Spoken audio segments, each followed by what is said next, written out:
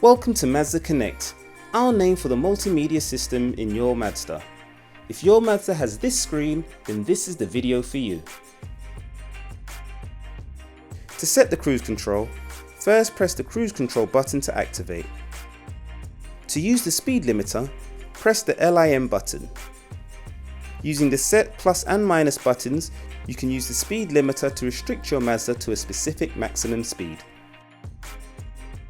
With cruise control selected, accelerate to your desired speed and press set to activate the system. You can then speed up or slow down by pressing the plus or minus buttons as required. To cancel cruise control, press the cancel button or simply start braking. If you wish to activate cruise control again and get back up to your set speed, simply press the button marked res on your steering wheel to resume. If your Mazda is fitted with radar cruise control, press the distance button on the steering wheel to increase or decrease the amount of space between your vehicle and the one in front. Mazda radar cruise control will maintain the selected distance by speeding up or slowing down.